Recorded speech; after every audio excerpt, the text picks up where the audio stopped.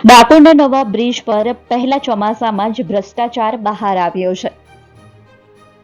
ડાકોરના નવા બ્રિજ પર ગાબડું પડતા તાત્કાલિક ડાયવર્ઝન આપવામાં આવ્યું છે। ઉલ્લેખનીય છે કે ગત 7 માર્ચે મુખ્યમંત્રી ભૂપેન્દ્ર પટેલના હસ્તે આ બ્રિજનું લોકાર્પણ કરવામાં આવ્યું હતું। ત્યારે બ્રિજ શરૂ થયાના થોડાક જ સમયમાં અને પ્રથમ ચોમાસામાં જ આ બ્રિજ પર ભ્રષ્ટાચાર બહાર આવ્યો છે। કરોડોના ખર્ચે તૈયાર થયેલ આ બ્રિજમાં ગાબડું પડતા હાલ ડાયવર્ઝન આપવામાં આવ્યું છે, જેને લઈ અહીંથી પસાર થતા વાહન ચાલકોને મુશ્કેલીનો સામનો કરવો પડ્યો હતો। ઉલ્લેખનીય છે કે બ્રિજ બનાવવાની કામગીરી દરમિયાન પણ ગાબડા પડતા આ બ્રિજ પર નજરે પડ્યા હતા।